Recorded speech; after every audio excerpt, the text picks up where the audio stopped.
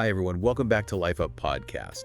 In a world just overflowing with news, opinions, endless choices flashing across your screens, do you ever feel like you're just wading through information but still searching for, genuine understanding? Oh, absolutely. Like you need some kind of secret key. Exactly. A key to unlock the core ideas that really matter. Well, that feeling, it's not exactly new, is it? Even if the sheer volume of information is. It speaks to this fundamental human desire. To make sense of it all. Yeah, how do we figure out this complex world? Find what's truly important without getting totally lost in the noise. And that's pretty much what we're trying to do here on the Deep Dive. We take a bunch of fascinating material, articles, research, notes, and we distill it down. Just for you, the listener. Right. To pull out those essential nuggets of knowledge, those aha moments that can really shift how you see things. And today, we're diving deep into Shane Parrish's Great Mental Models, Volume 4, Economics and Art. So think of this not as quick tips or just summaries. No, it's more about equipping you with fundamental mental models, core ways of thinking, really, borrowed from places like economics and art. Like powerful lenses you can use. Exactly. To better understand the world, maybe spot opportunities you might have missed before, or even sidestep some common problems in your own life. Okay, let's kick things off. Our first model, scarcity. A real cornerstone of economics. Absolutely fundamental. The book lays it out simply.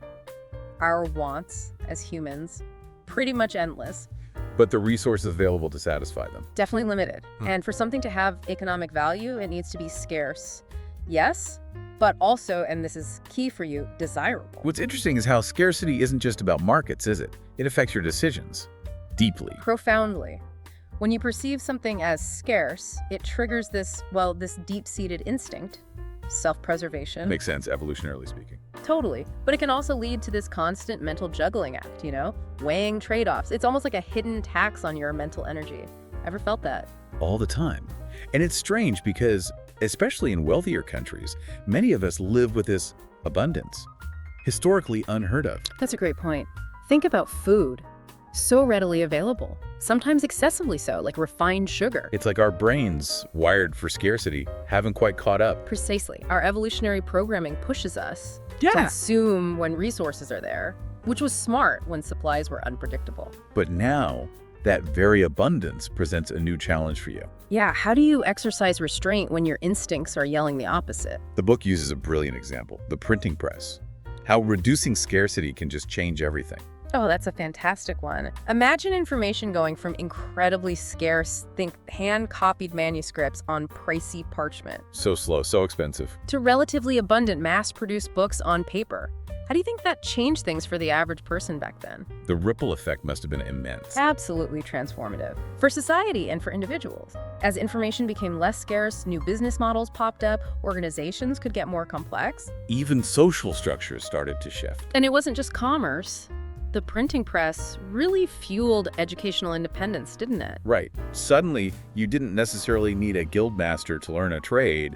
More how-to info became available. It also enabled large-scale data collection and feedback loops. Early science, for instance. Impossible when sharing info was so hard. And it fundamentally changed how we thought about preserving knowledge itself. Exactly. Instead of locking away one precious copy, wide distribution became the key to survival for a text. Preservation through sharing, not secrecy. Revolutionary. It laid the groundwork for modern science, the Enlightenment. Makes you think about information today, doesn't it? It really does. Now, the book also mentions the scarcity mentality, how that affects things. Yeah, in business, if a company operates with almost zero slack, just lean, They become really vulnerable. totally vulnerable to any unexpected disruption. And for you as an employee, if you feel that lack of resources, it can ironically lead to hoarding behavior. Right, trying to protect your little bit. Precisely.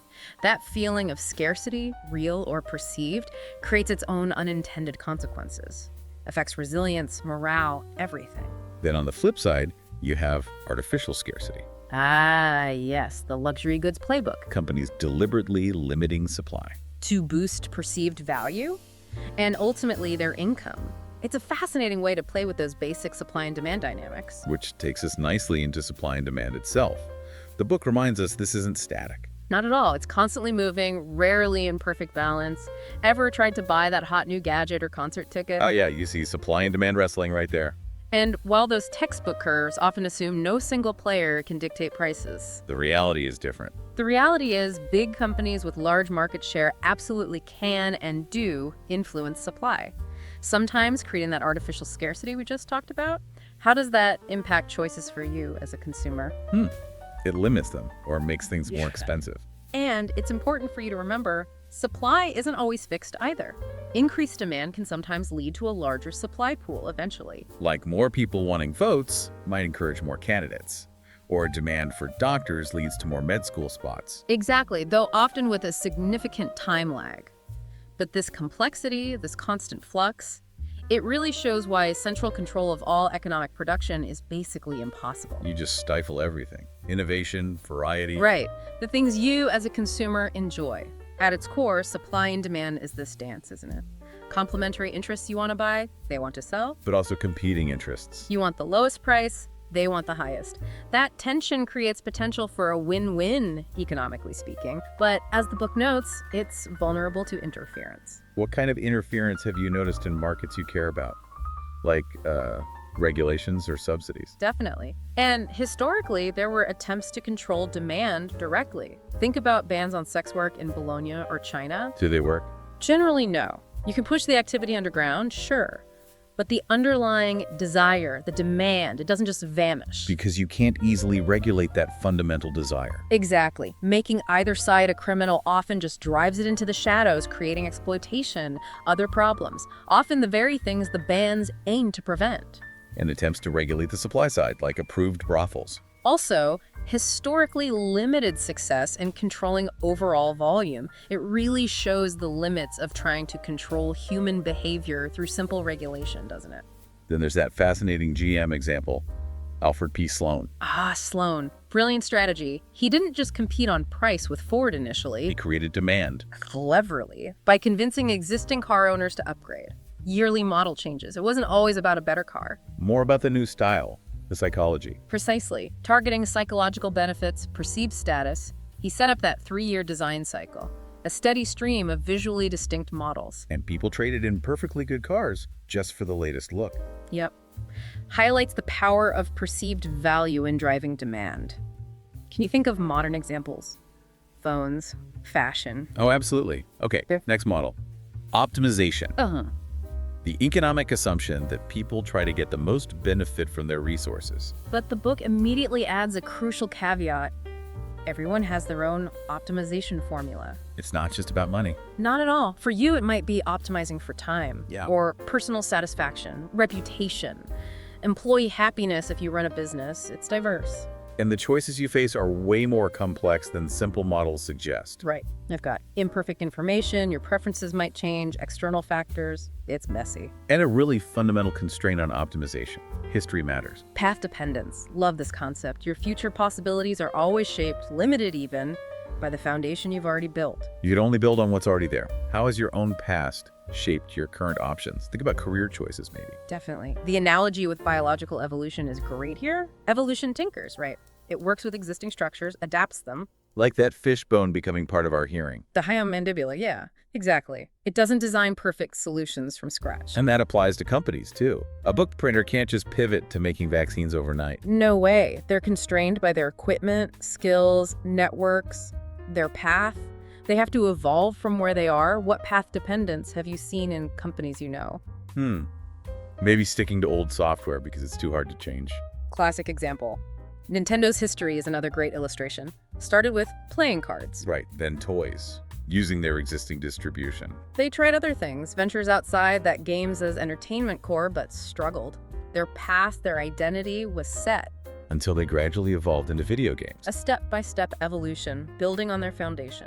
Okay, let's talk utility. What makes something worth paying for? What gives it economic value for you? And the book stresses utility is deeply personal. What you find incredibly useful, someone else might see as worthless. Think of a hobby you love. Sure, like collecting something obscure. High utility for me, zero for someone else. And when we try to quantify utility, it helps understand what you might pay. But it's not linear. Diminishing marginal utility. Ah, the thirsty person example. Classic. That first glass of water, immense utility. Life-saving almost. But the second, less satisfying. the 10th. Maybe even unpleasant negative utility. Right, more isn't always better.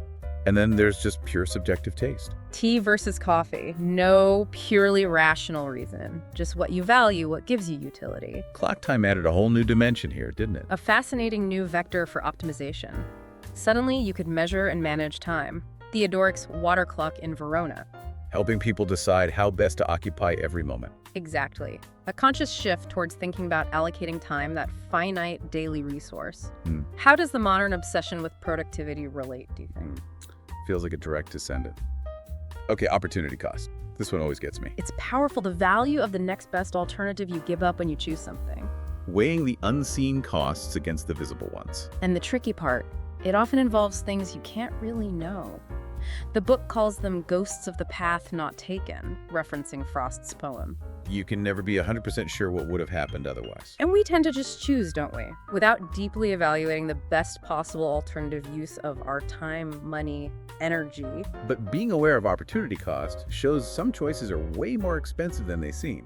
Every single choice involves trade-offs, even small ones. Which leads us right into the trade-offs model. The book notes they aren't always obvious right away. Sometimes the consequences only show up later, like the health effects of bad diet choices over years. Or in complex systems, optimizing one thing can mess up another unexpectedly. Can you think of an area in your life where optimizing one thing had a downside elsewhere? Maybe focusing hard on work impacts relationships. That's a common one. The book gives clear examples. Steroids for muscle gain, risking organ damage, big house, crippling debt. Monogamy means foregoing other potential partners.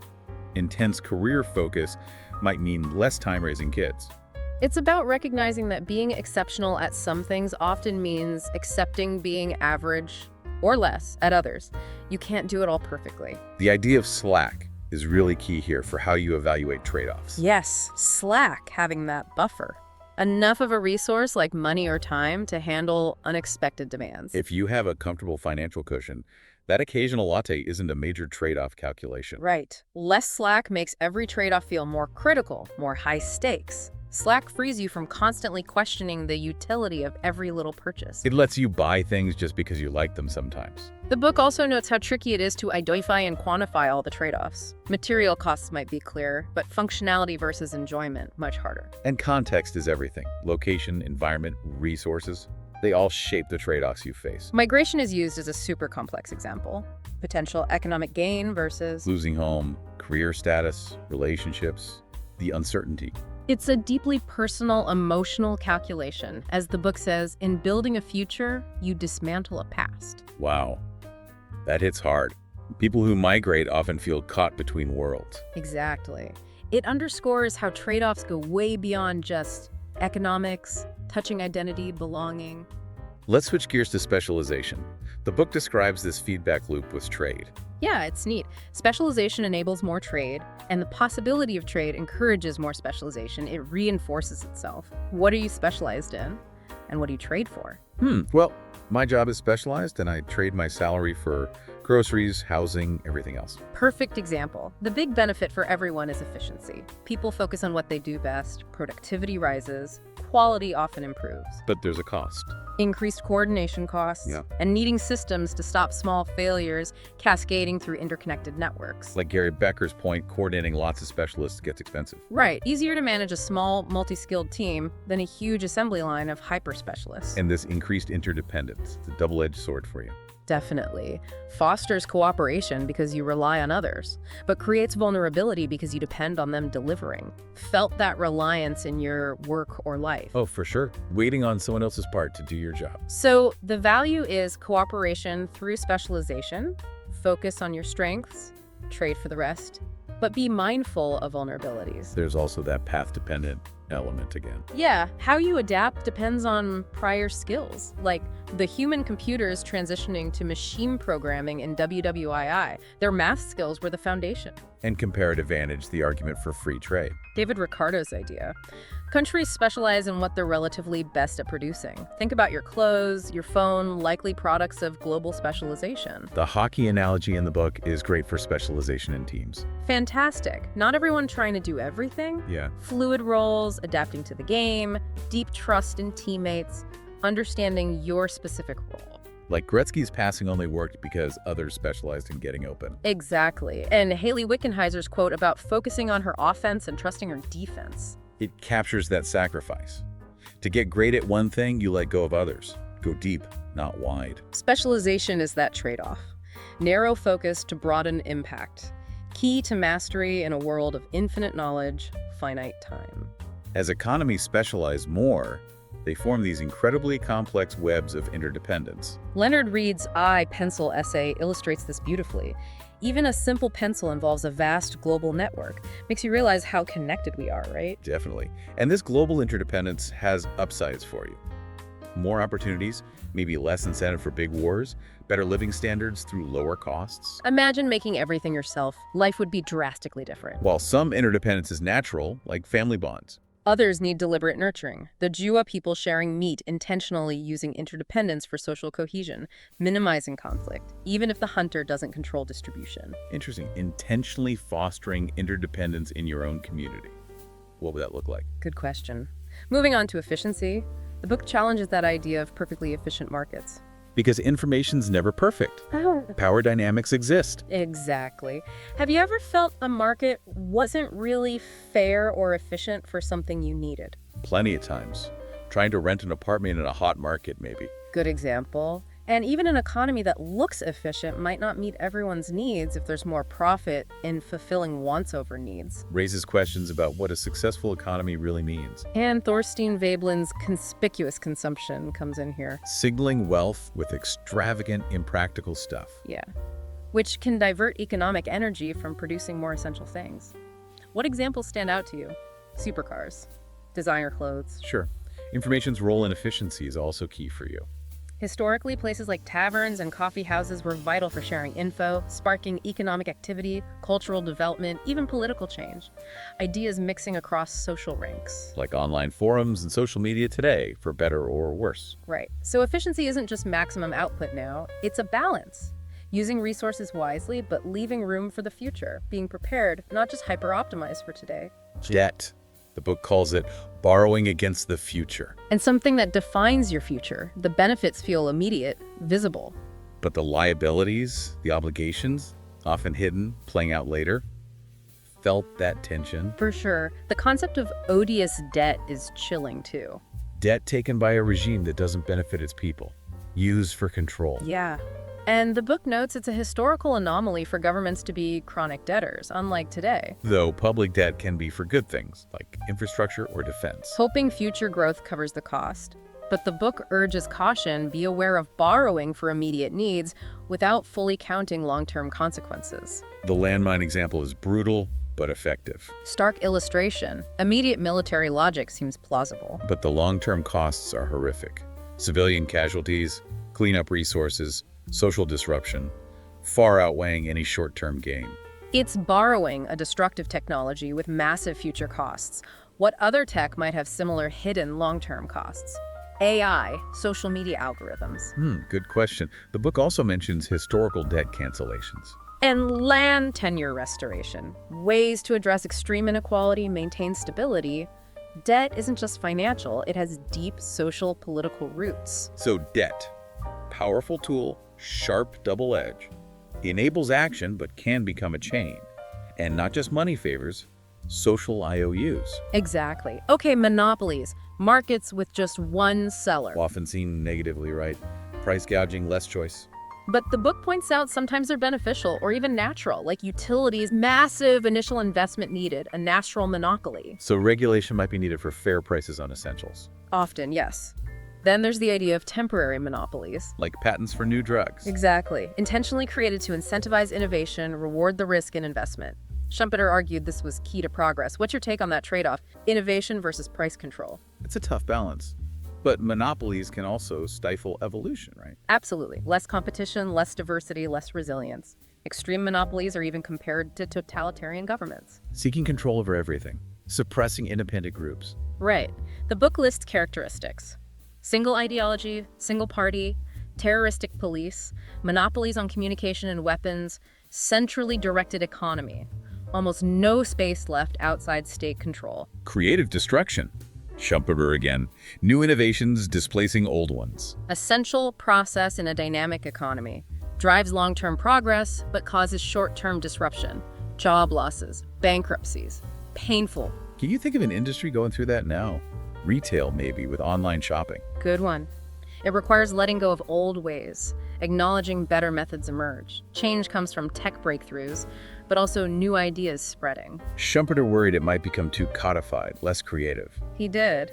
But the book suggests a broader definition, including more than just lone entrepreneurs, makes that less likely. The evolution of law is used as an example. From simple retribution to complex codes like Hammurabi's, and ongoing creative destruction in societal structures. Exactly. Paradigm shifts, from Thomas Kuhn, help understand radical changes in scientific thinking. A paradigm is the accepted framework.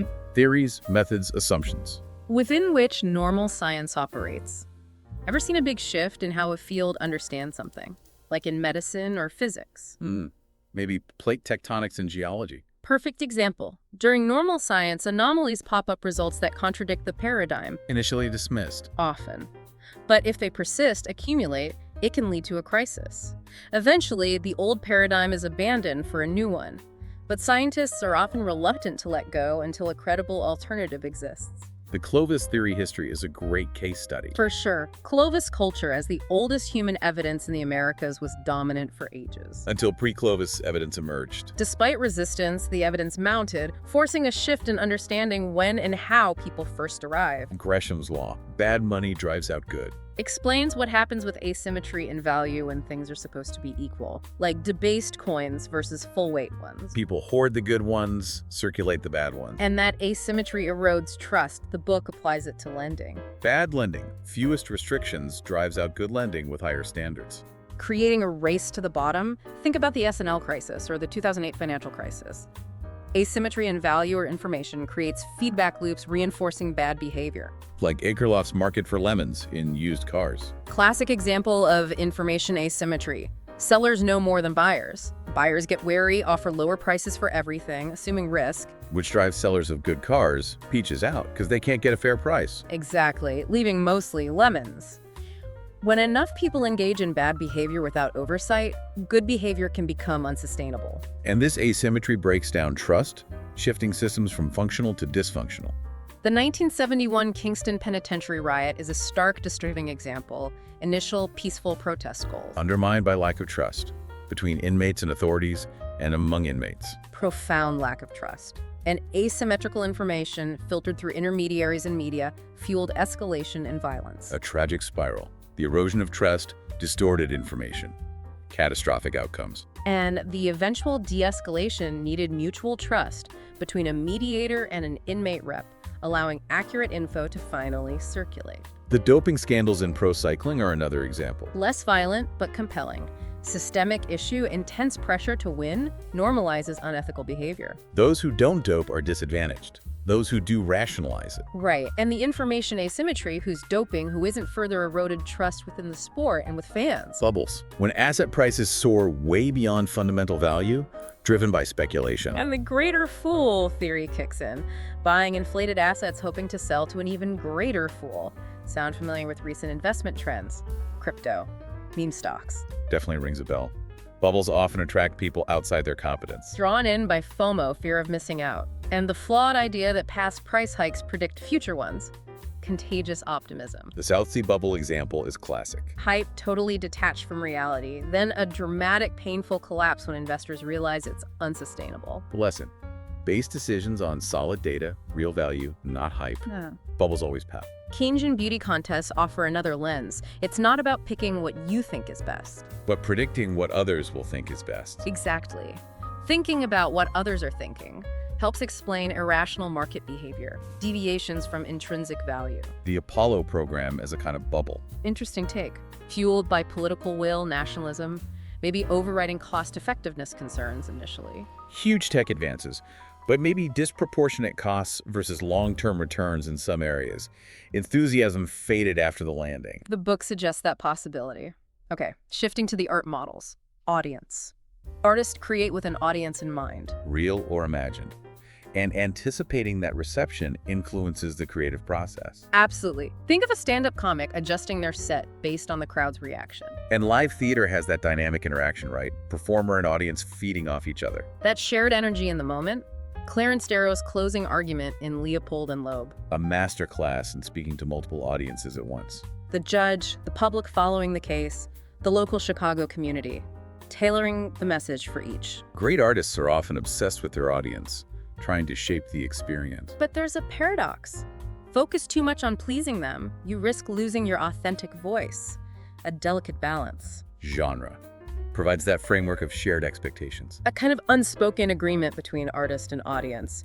But drawing on Derrida, genre also implies limits. It defines what something is, but also what it is not. And art that transcends genre helps us see those lines more clearly. Can even pave the way for new genres, like fuzzy boundaries in biology classification gets gray at the margins. Naming and classifying, like genre, brings things into collective consciousness, helps build relationships between units. Genre is a crucial common language for marketing art, helping audiences know what to expect, like Linnaeus' system for scientists. The artists versus soldiers analogies in organization. From Safi Bakal's Loonshots, using DARPA, applying genre thinking to structure. High-risk innovators, artists, versus efficient executors, soldiers, sometimes best kept separate. So navigating genre means honoring expectations while still bringing something new. Delicate art, indeed. Contrast, intentionally arranging opposites in art. Light, dark, color extremes creates emphasis, interest, meaning. Juxtaposing dualities can convey deep meaning, like that Nigerian king sculpture, realistic outside, abstract, spiritual inside. Contrast reminds us we can't see everything clearly at once. It helps understanding it by placing things next to differences. Data visualization relies heavily on contrast, designing visuals to show comparisons clearly. But avoid clutter, keep the context clear. The connection to entropy disorder is interesting. Yeah, high contrast event in a low entropy setting grabs attention, loud sneeze in a quiet room. Or changing expected entropy chicken costume on a city street makes it noticeable. And sometimes the goal is reducing entropy, creating calm, like a spa, managing differences for effect. Framing. Context shapes meaning. Fundamental to all art. Selectively choosing what to portray, what to exclude, conveys intent, focuses your attention. Think camera angles in movies. Puppet theater as an extreme example of channeling perception. Langer's point. Frames also set expectations for interaction. Silence during a symphony. Artists compress ideas by framing, directing attention. Close-ups, spotlights, cropping photos. What details get framed to influence your understanding? Framing shapes historical narratives too. David's death of Marat, choosing what to show, what to omit, influences perception. The book urges us to ask, what's outside the frame, and examine our own frames. Because historical records are frames, compilers chose what to include, exclude, compress the past. How history is framed reveals biases. Ruby Lal, writing about Nur Jahan, shows how omissions and biases shape perception, even in contemporary accounts. And Walter Cronkite on Vietnam, powerful example of updating your frame based on new info and sharing that revised view, even when challenging prior beliefs. So framing matters hugely. Presentation, reception. We all carry mental frames shaping interpretation, often subtly, emotionally. Rhythm, the pattern and pace of things, synchronizes us, gives direction. Think of your daily routine's rhythm. Music's rhythm is the time element. Recurring, strong, weak beats, rests, creates expectation. Interruption shocks, continuation builds anticipation. We experience rhythms everywhere. Daily, weekly, yearly, internal bodily rhythms, heartbeat, breath, circadian, external seasons, tides, work days. Internal clocks make evolutionary sense prepare for optimal conditions. Though tech lets us create artificial conditions now. Understanding rhythm in daily life offers insight into its influence. Melody, a tool for identifying connections, communicating the whole picture. The memorable, recognizable part of a song, like first principles. What melody pops into your head right now? Maybe a theme song from a show. We process melody unconsciously looking for patterns, similarity, proximity, good continuation, common fate, comic book character recycling. Maintaining the recognizable melody of established characters. Superman, Wonder Woman, balancing new stories with familiar elements. The Silk Road analogy, too. Diverse regions, but consistent goods and ideas, silk, spices acting as a recognizable melody for travelers. Continuity. Melody has power across cultures, history, Universal language balancing, familiar and new. Representation encourages looking beyond the surface. Why do things appear as they do? Visual art is representation of things, ideas. What comes to mind with representation? Maybe how different groups are portrayed in media? Good point. We often judge art based on familiarity, Gombrich noted. Appreciating unfamiliar representations is challenging. Think Rothko expanding representation with minimal forms. Olsson, open source intelligence applies representation practically. Analyzing publicly available info, what's openly represented, reveals context clues. Seemingly trivial OSINT was useful in WWII. Offers broader context than clandestine intel, the chess queen's evolution. From weak male figure to most powerful piece.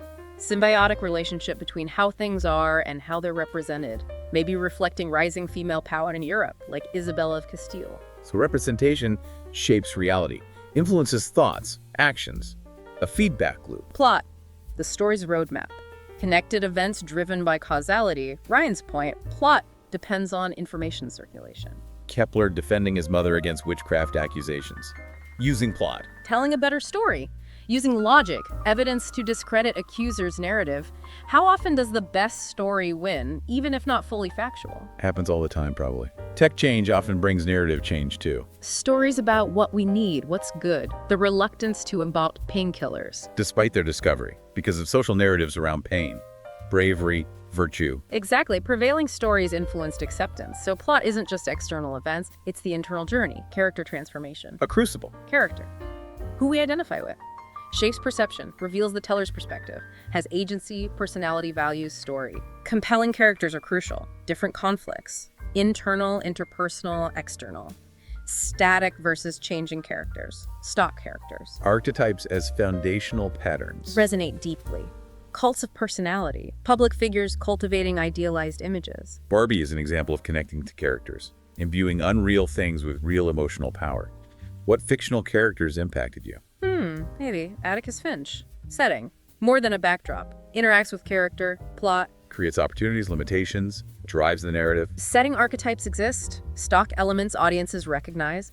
Changes in physical setting influenced classical music. Larger concert halls needed music to fill them. Right. And changing audience behavior, being silent, still influenced composition too. Even arenas shaped arena rock. Roasting meat in England example. Abundant resources shaped cooking, even table manners. Firewood, pasture land, roasting individual knives. Setting influences culture. And intellectual innovation linked to setting. The oldest zero found in cultures familiar with emptiness, the void. Possible link between environment and abstract thought. Setting creates constraints and opportunities. Symbiotic relationship with characters. Performance. Engaging with the world influences our actions. Theatrical performance, actor, space, audience, bringing imagination to life. Live performance is unique. Mistakes are part of it. It has power, sometimes seen as subversive. Robin Hood plays challenging authority. Live music offers that full sensory experience beyond recordings. Sound interacting with the venue, the crowd energy. Pope John Paul II's return to Poland in '79. Powerful example. A series of deliberate performances, gestures, settings, speeches moving millions, changing history, engaging with solidarity. Exactly. Not just what he said, but how and where. Performances, interaction, presence, but also absence the uncapturable live moment. Embracing contingency. So wrapping up this deep dive, we've covered a lot of ground, explored mental models from economics, from art. And the real power, as the book suggests, comes from weaving these together, building that lattice work of diverse thinking tools. By connecting these concepts, you can get a richer understanding of this complex world. Make more informed decisions in your own life. Navigate things with maybe a bit more clarity, more insight. This has laid a foundation. But the real benefit comes from ongoing learning, applying these models yourself. Exactly. That's where you'll really see the difference. So think about which of these models really clicked with you today. Maybe one sheds light on a challenge you're facing, or sparked an idea. How might you actively start using just one of these laws in your own experience? It's the start of a really fascinating journey. You can find more information and resources related to our deep dives on our website.